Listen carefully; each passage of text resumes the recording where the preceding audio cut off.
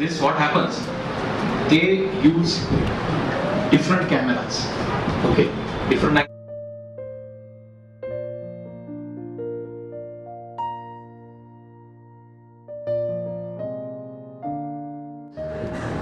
And again the screen, they can show you augmented technology. काय करतील ते? इथं झाड आहे, त्याचं डिस्टन्स देऊन टाकलेलं आहे 2 मीटर, इतकं फुट. इथं कार आहे, इथं सिग्नल दाखवतील, डिसेलरेटिंग, डाऊनला रेड लाईट दाखवून त्याचं डिसेलरेटिंग. किंवा इथलं डिस्टन्स, इथे एकदा बाण ॲरो दाखवतील लगेच स्क्रीनवरती आणि डिस्टन्स कमी होताना दाखवतील किती फुट येते. So that is all augmented technology.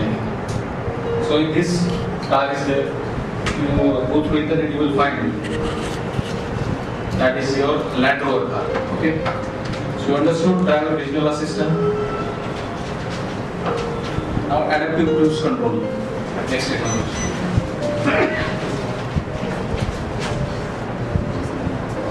Adaptive cruise control, there are two differences: cruise control and adaptive cruise control.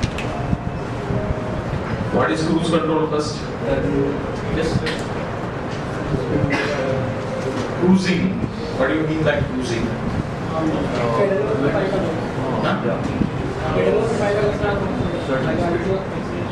Yeah, that is cruise control system.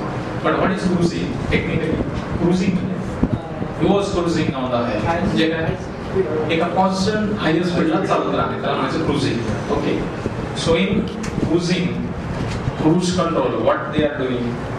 They provide you one system in which vehicle will move on a straight road, preferably on straight road. फक्त cruise control चं सांगतोय. Straight roadच लागतो cruise control ला. Turning ला तुम्ही cruise control नाही वापरू शकत. So जेव्हा straight road असेल, there is no obstacle and there is no traffic at all. So you feel fatigue when you push that accelerator pedal continuously. So to have some relaxation by driving, they give you cruise control. In cruise control, one setting is there: set and reset and cancel. 3 buttons are there and 2 buttons for speed up and speed down. Okay. So in driver steering wheel mounting, that control is given. So what is happening? Once you attain a speed of 60 or 70 beyond, and you feel you are in top gear, now there will be no obstacles in near about 10 kilometers expressway. 10-15 kilometre में आडवे येणार नाही आपल्याला, separate लेन आहे आपली. So you will switch on set. Main cruise control set now. So what will happen? Your vehicle will sense that cruise control speed has been set. ज्या स्पीडला तुम्ही ते सेट बटन दाबाल ते स्पीड तुमचं कॉन्स्टंट. त्या स्पीडला गाडी चालत राहा. किती किलोमीटर जोपर्यंत तुम्ही कॅन्सल म्हणत नाही क्रूज कंट्रोल मध्ये. जोपर्यंत क्रूज कंट्रोल मध्ये तुम्ही कॅन्सल म्हणत नाही किंवा ब्रेक दाबत नाही, थोडं जरी ब्रेक दाबलं तरी गाडी क्रूज कंट्रोल मधून डिॲक्टिवेट होते. ओके. 60 ला क्रूज कंट्रोल तुम्ही सेट केलंय आणि तुम्ही ऍक्सिलरेशन दिलं, थोडं पुढं पिकअप निघून जायचं तुम्हाला. मला ओव्हरटेक करून निघून जायचं. तुम्ही 60 90 वर गेले आणि ओव्हरटेक केलं, ऍक्सिलरेटर पुन्हा सोडून दिला, पुन्हा 60 ला येते स्टेबल होता. That is called as a cruise control. So no need to give any pedal force for acceleration pedal. Okay. So that is cruise control. याला फायदा काय? आपल्या पायाला थोडा कमी त्रास होतो. अजून काय फायदा काय? रिलॅक्स होतो, कीप होते बॉडी मध्ये, कॉन्सन्ट्रेशन अजून चांगलं लागलं असतं. बरोबर ना? But I feel personally all these assistant technology are making you lazy on the road. तुम्ही अलर्टच असलं पाहिजे ड्राइव्ह करताना. Driver should be alert. Accident कधी खड्डे खासखाळीचे रस्त्याला होतात का? एक्सप्रेस वेळच काय असं ऍक्सिडेंट तिथं तर खड्डा नाही, एवढा मोठा रोड पडला आहे. येस, हायर स्पीड का स्पीड आहे? लेझीनेस येतो. अरे कोणी आडवा नाही, चालू आपण 90 लवकर जाऊ. माणूस रिलॅक्स होतो. रस्ता लांब बघत बसतो, इकडे बिल्डिंग तिकडे building. But that makes you less alert for the road situation. हेच तुम्ही खड्ड्याच्या रस्त्याने चालला असं 50 वेळा केलं बघा, फर्स्ट सेकंड जास्त होतं थर्ड आहे की नाही. खड्ड्याचा रस्ता असं ऍक्सिडेंट होईल. रोडवरती ना तुम्ही कंटिन्युअस पुढचं खड्डा पाहताय, पुढची गाडी पाहायला तर भरपूर वेळ. सो जेवढा रस्ता चांगला सरळ तेवढा ऍक्सिडेंट जास्त होतो. So be alert by driving. It's one suggestion for you. जेवढे अलर्ट असाल तेवढे जास्त दिवस जा. So what does that adaptive cruise control again? In cruise control मी सांगितलं फक्त स्पीड लिमिट तुम्हाला प्लस मायनस बटन असतं. 60 ला तुम्ही सेट केलं आणि 70 ला करायचं असेल 10 वेळा ते बटन दाबलं तर 70 ला जाते गाडी. कमी यायचं असेल तर मायनस करायचं, 60 चं 55 होतं. पण that limit will be fix त्या स्पीडला गाडी चालवणार. मग in that case what happens whenever some decibel climb is there, थोडा चढ आला, what will happen, speed is 60, speed कमी होईल का नाही, त्या चढाला ती गाडी ऍक्सेलरेट, ते स्वतःच इंजिन मधून जास्त पॉवर घेतं, ऍक्सेलरेटर पेडल वरती काम करतं, ऍक्सेलरेटर नाही दाबत ते, पण तिथं fuel injection, so higher power ते ड्रॉ करते सिस्टीम आणि 60चं स्पीड ठेवते त्या गाडीला. आता मला सांगा, एखादा घाट चढायचा, समोर घाटात काय पण होऊ शकतं, क्रूज कंट्रोल वापरू शकता का, कारण त्याचं स्पीड कॉन्स्टंट आहे, ते हटत नाही. उतार आला, एकदम भयानक उतार आला आणि ते 60 वर, ते 60 वर राहतं का, नाही राहत. का नाही राहत, खाली स्पीड नाही जात, वरची स्पीड काय करत, कारण तुम्ही ऍक्सेप्ट तुम्हाला म्हटलं ओव्हरटेक करताना 90 वर गेले तर ती जाती गाडी, जायला नाही पाहिजे ना, जर 60 वर फिक्स केलं तर 90 वर गेलीच नाही पाहिजे, तिथंच क्रूज कंट्रोल बंद पडलं पाहिजे. क्रूज कंट्रोल बंद पडत नाही, 60च्या वरही गाडी घेऊन जाते आणि पुन्हा 60 वर येऊन थांबते, उतारायला तेच होणार. जाऊ द्या तुम्हाला काय स्पीड, मला 60च सांगितलं. So these are the drawbacks of your cruise control. So Audi and many vehicles, Audi जास्त वापरते. Adaptive cruise control is a technique in which vehicle not only set the safer speed or whatever the desired speed, it also accelerates, decelerates, applies brakes, and also helps in steering control.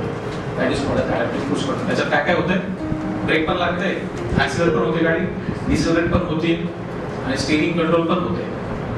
Okay, that is adaptive cruise control.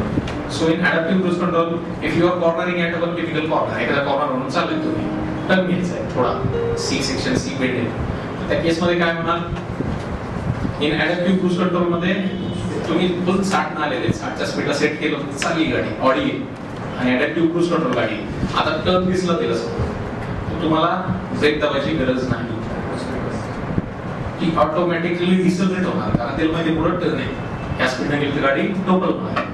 So it will decelerate, you just give simple clue to it, clue म्हणतो आपण, गाडीला फक्त clue द्यायचा आहे, थोडा इकडे वळायचं, automatically स्टीअर होणार त्या टर्नला. त्या टर्नसाठी किती सेफेस्ट स्पीड आहे ते ठरवणार, म्हणजे त्या हा टर्न निगोशिएट करायला 25चं स्पीड लागते, ही स्वतःच ती गाडी ठरवून घेणार. ते कसं असतं, ट्रायल अँड एरर आणि करेक्शन ही सिस्टीम, म्हणजे 20चं लावून पाहणार, गाडी किती टर्न होते ते पाहणार, परत फीडबॅक घेणार एमसीयू ला, त्यात मशीन कडनं गेलं, पुन्हा एकदा 20चं ओके असं तर 21-22, हे इटरेशन्स इतके फास्ट देतं की तुम्ही तोपर्यंत टर्नला फक्त स्टीअरिंगला हात लावले, दॅट इज द टाइम. त्या इतक्या कमी वेळेत ते सेफेस्ट स्पीड ठरवतं त्या टर्नला निगोशिएट करायचं, आणि त्या स्पीडला येण्यासाठी गाडीला ब्रेक पण लावता येते, कुठल्या व्हीलला पाठ लावायचे, कुठल्या वेळेला नाही, इंडिपेंडेंट ब्रेक्स असतात त्याचे. ऍडॅप्टिव्ह क्रूज कंट्रोल म्हटलं का EBS आलं, ESP आलं, EPD पण आलं, सगळंच लागेल आपल्या साध्या रिक्षाला नाही लावू शकणार. So you need a high end car which has all these braking systems. Okay, या सगळ्या सिस्टम असतात मग पुढे जाऊन ऍडॅप्टिव्ह क्रूज कंट्रोल लागेल, isn't it? सो ते ठरवणार सगळं, त्याची गाडी पण निगोशिएट करून देणार, तुम्हाला फक्त थोडा स्लाइड कर द्यायचं, म्हणजे तुम्हाला मुवमेंट द्यायची 60 डिग्रीची आणि तुम्ही दिली 20 डिग्री, तरी ते स्वतः करेक्शन करून 60 डिग्रीचा टर्न घेऊन ठेवणार, गाडी पूर्ण लाईनवर आणून देणार तुम्हाला स्ट्रेट रोडला. This is called as adaptive cruise control. Understood? हेच पुढे टर्न घेताना मध्ये गाडी आली समोर, ते काय त्याच्यावर जाऊन आदळणार नाही, ती गाडी थांबून घेणार, म्हणजे भरपूर ऍडव्हान्टेजेस आहेत. ख्या ती गाडी समजा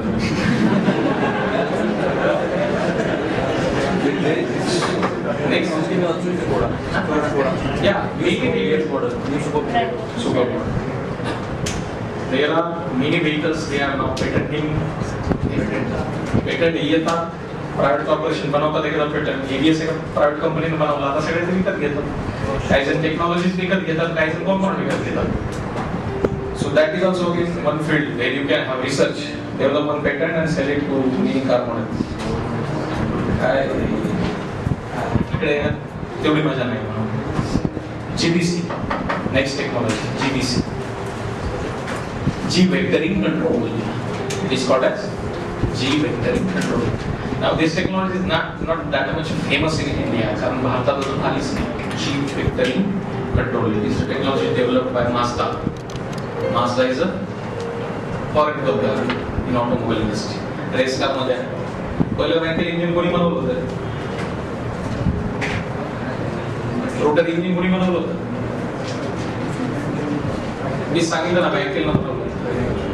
मॅकेल was a scientist who made that rotary engine and in Mazda RT काहीतरी मॉडेल येते त्याच्यात रोटरी इंजिन पहिली सुपर स्पोर्ट्स कार होती त्याच्यात रोटरी इंजिन वापरलं. रोटरी इंजिन वरती एकदा प्रश्न विचारलेला आहे का मेकॅनिकल मध्ये?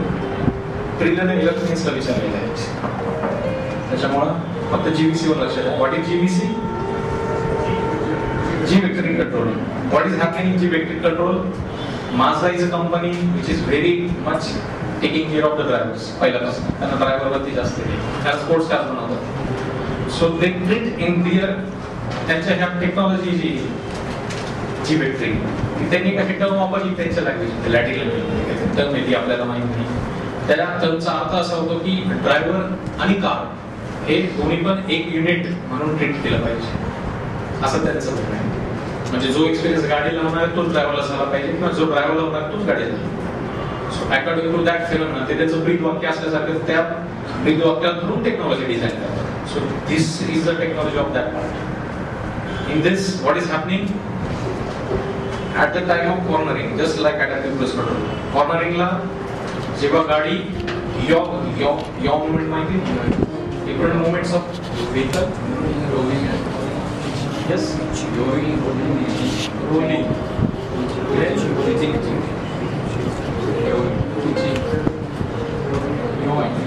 अजून काय असतं का? हे 3 मुवमेंट मेजरली प्ले. रोलिंग कुठं होतं? Rolling on the longitudinal axis. गाडीच्या ऍक्सिस जो असतो पुढून मागे गेला त्याच्या भोवती असं फिरणं म्हणजे रोलिंग. पिचिंग म्हणजे काय झालं? अशी गाडी इकडं फ्रंट अशी होती गाडी. स्पीड ब्रेकरवर गेल्यावर जे होतं ना ती pitching movement about the perpendicular transverse axis of the longitudinal axis. Longitude म्हणजे लेनच्या ऍक्सिसला जो परपेंडिक्युलर त्याच्या भोवतीची मुवमेंट होती त्याला पिचिंग म्हणतात. यॉइंग काय असतं? About the vertical axis of the vehicle. व्हेकलची अशी वरून जर पाहिली जो व्हर्टिकल ऍक्सिस आहे त्याच्या भोवती जर गाडी फिरत असेल त्याला यॉइंग. टर्न घेतात तेव्हा यॉक्स होता असं गाडी इकडं वरून पाहिल्यानंतर अशी अशी जी मुवमेंट होती त्याला म्हणायचं yawing. So in G vectoring control what is they are doing? They are controlling your yawing, rolling आणि तिथं आलंच तेच काम.